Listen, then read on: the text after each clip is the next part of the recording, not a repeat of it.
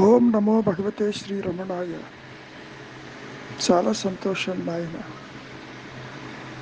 ఒకసారి ఒక గుజరాతీ వ్యక్తి మహర్షి దగ్గరికి వచ్చి, సామాన్యంగా మనం అనుకుంటూ ఉంటాము, ఈ దేహం రాలిపోయిన తర్వాత పుణ్యబలమో పాపబలమో దేన్ని ముందు అనుభవించటమా తర్వాత అనుభవించటమా, ఎన్నిక అది మనదై ఉంటుందని అంటారు. అందులో ఎంత నిజమున్నది అన్న ప్రశ్న లేవనెత్తారు. అంటే దీని అర్థం ఏంటి? తాను పుట్టానని, తనకో దేహం ఉందని, దేహం పుట్టుక తన పుట్టుకేనని అనుకోవటం వల్లనే కదా ఇటువంటి ప్రశ్నలు తల ఎత్తేది. పైగా కర్మ ఉన్నదని, జన్మ ఉన్నదని, పూర్వకర్మ ప్రభావం వల్లనే నేను ఇప్పుడు ఉన్నానని, ఇవన్నీ సర్వసామాన్యంగా ప్రతి ఒక్కరి మనస్సులో మెదులుతూనే ఉంటుంది.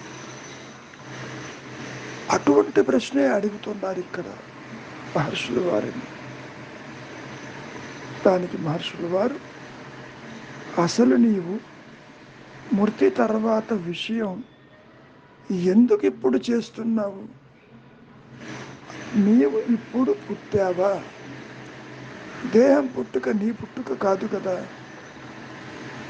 విచారించు. కాసేపు నా పూర్వకర్మ ఫలము అనుభవిస్తున్నానా అంటావు, కాసేపు లేదంటావు. మరి ఇవన్నీ ఏమిటి? ఎందుకే అనవసరమైనటువంటి ప్రశ్నలు నీకు? అంతవరకు దేనికి? నీవు నిద్రపోతావు కదా, ప్రతిరోజు నిద్రపోతూనే ఉన్నావు కదా. ఆ నిద్రాస్థితిలో ఇటువంటి ప్రశ్నలు ఎప్పుడైనా నీకు తల ఎత్తినయ్యా? పొరపాటును కూడా నిద్రలో నీవి ప్రశ్నలు అడగలేదు కదా. ఎందువల్ల అడగవు? నిద్రించిన నీకు, ఇప్పుడు మేల్కొన్నటువంటి నీకు భేదమున్నదా? నిద్రలోనూ నీవు ఆత్మవేను, ఇప్పుడు కూడా నీవు ఆత్మవేను, ఎరుకవేను, ఉన్నానన్న జ్ఞానానివేను. అయినప్పటికీ ఇప్పుడున్న దేహాత్మ బుద్ధి నిద్రలో ఉన్న నువ్వు అనుకునే రీతిలో లేదు కాబట్టి ఆ మనస్సుకి నిద్రలో ఉన్న విషయం నీకు తెలియటం లేదు. అయితే నిద్రలో అడుగని ఆ ప్రశ్న ఇప్పుడు ఎందుకు అడుగుతున్నావు? బాగా విచారించు, ఆలోచించు. సమాధానం నీకే దొరుకుతుంది. నేను ఎంత చెప్పినా నీవు పుట్టలేదని, అసలు నీకు పుట్టుకే లేదని, నీవు ఎప్పుడూ జ్ఞానమయుడవని, శాంతియుతుడవని, ఆనంద స్వరూపుడవని నేను చెప్పి ప్రయోజనం నీకు కలగటం లేదు కదా. ఈ ప్రశ్నలన్నీ కూడా నీవు కాని దానితో నీ ఉనికిని ఏర్పరచుకుని ఇది సత్యం అనుకుంటున్నావు కాబట్టి, దేహధర్మాలు నీ ధర్మాలు అనుకుంటున్నావు కాబట్టి, దేహం పోతే నేను పోతాను, దేహం పుట్టుక నా పుట్టుక, దేహం మరణము నా మరణమని అనుకుంటున్నావు. నిజానికి ఆత్మపరంగా, సత్యపరంగా, నీ సహజత్వపరంగా పోని అది ఎన్నడూ పుట్టలేదే, ఎప్పుడూ ఒకే రీతిగా ఉన్నదే. ఈ జాగ్రత్త స్వప్న సుషుప్తులలో ఏ మార్పు లేదే. ఒక తెర మీద ఎన్ని బొమ్మలు ఎన్ని రకాలుగా పడినప్పటికీ భూకంపాలు కనపడవచ్చు, లేదా సునామీ రావచ్చు, అగ్ని దహింపవచ్చు. ఇవన్నీ తెర మీద పడుతున్న బొమ్మలే కదా. మరి తెరని ఏమైనా నష్టపరుస్తుందా? శ్రీకృష్ణ పరమాత్మ గీతలో కూడా ఇదే విషయాన్ని అర్జునుడితో ప్రస్తావించాడు కదా. ఆత్మని అంటే నీ సహజత్వాన్ని శస్త్రము ఛేదించలేదు, అగ్ని దహింపలేదు, వాయువు ఆర్పివేయను లేదు అని ఇన్ని రకాలుగా చెప్పినప్పటికీ నీవు ఇంకా ప్రశ్నిస్తున్నావు. నా పూర్వజన్మ ఏమైందని, ఉత్తర జన్మ ఏమవుతుందని, ఈ దేహం రాలిపోయాక నా గతి ఏమిటని. నిజానికి ఉన్నది సద్గతి మాత్రమే, ఉన్నది అహంస్ఫురణ మాత్రమే, ఉన్నది ఎరుక మాత్రమే, ఉన్నది తురీయము మాత్రమే. నీవు అనవసరంగా దేహం పుట్టుక నీ పుట్టుక అనుకుంటున్నావు. దేహస్ఫురణ లేకపోయినా ఇందాక చెప్పినట్లు నీవు మరి నిద్రలో ఉన్నావా లేదా? ఉన్నావు కదా. ఆ నిద్రాస్థితిలో ఉన్నటువంటి నీ సహజత్వం ఇప్పుడు లేదంటావా? ఇప్పుడు కూడా అదే కదా. మరి నీ సహజత్వానికి అడ్డుగా ఉన్నది ఏది? నీ ఆలోచన,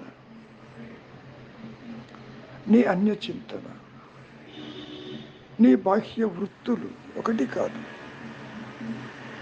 ఎప్పుడైతే నీవు ఈ జాగ్రత్తావస్థలో చింతావిహీనమై నిలిచినప్పుడు ఆత్మచింతన, హృదయ చింతన ఏర్పడుతుంది కదా. చింతన అంటే నేను ఉన్నానన్న అహంస్ఫురణ జ్ఞాన వృత్తి చేత అది తనకు తానుగా నిలిచి ప్రకాశిస్తూనే ఉన్నది. మరి అది కొత్తగా రాదు కదా. నీకు తెలిసినా తెలియకపోయినా నేను అంటే అదేను, నేను అంటే జ్ఞానము. నీవెప్పుడైతే నేను దేహము, నేను వ్యక్తిని, నేను కర్తని, ఈ ఇంద్రియాలకు భోగి అవుతాను, నేను సుఖదుఖాలు అనుభవిస్తున్నాను, ఏనాడు ఏ పాపము చేసుకున్నానో అంటూ వాపోతున్నావుగా. అటువంటిదేదీ లేదు. కృష్ణ పరమాత్మ గీతలో ఏం చెప్పాడు కాస్త విచారించు. అర్జున, నువ్వు నేను పుట్టలేదు, ఈ రాజలోకాలు లేవు, ఇక ముందు ఉండబోవు అని చెప్పిన విషయాన్ని నువ్వెందుకు ఆరకించవు? అవగతం ఎందుకు కావటం లేదు? కాబట్టి నేను పుట్టలేదని గ్రహించటమే ఈ మాయ యొక్క ఉద్దేశ్యము. అది ఉన్నదో లేదో కాసేపు పక్కకు పెట్టు. ఎవరు చూస్తున్నారు ఇదంతా? నేను చూస్తున్నానంటావు. ఆ నేను యొక్క సత్యత్వం ఎంతవరకు? నిజంగా కనుక ఆ నేను ఉంటే, ఉనికి ఉంటే, సత్యం ఉంటే, నీవు చెప్పింది సత్యమవుతుంది. దేహం చెప్పిందా ఉన్నట్టు, జగత్తు చెప్పిందా ఉన్నట్టు, నేను పుట్టాను అది నీవేనని చెప్పిందా? లేదు కదా. నీవు చెబుతున్నావు ఈ దేహం పుట్టుక నా పుట్టుక అని. ఇక్కడ సమస్య నేను పుట్టానని చెప్పి అనుకుంటున్నావు. పుట్టినటువంటి నీకు ఆ ఉనికి ఉందేమో చూడిపోని. ఇందాక చెప్పినట్టు దేహం లేకపోయినా నువ్వు ఉన్నావుగా. ఆది నుంచి ఈ అహంకారము తృణీకరించబడిందన్నారు. లేదు, ఇప్పుడు కూడా లేదది. ఉన్నది ఎరుక, లేనిది సృష్టి. ఉన్నది నీ సహజత్వము, లేనిది ద్వైతము, లేనిది అవస్థాత్రయములు, లేనిది జనన మరణాలు. అంతకంటే ఏం చెప్పమంటావు? విచారించవలసింది నీవేను. నేను ఎంత చెప్పినా అది నీకు బోధపడదు, ఉపయోగపడదు. నీ ఆత్మజ్ఞానం ఎవరూ అందించరు నీకు. నువ్వు అనుకునే గురువులు కూడా అందించలేరు. శాస్త్ర గ్రంథాలలో ఉండదు, ఆకాశం నుంచి ఊడిపడదు. నీవే అదైనప్పుడు నీకెందుకీ ఆలోచన? మరణించిన తర్వాత ఏమవుతుందన్న బాధ నీకెందుకు?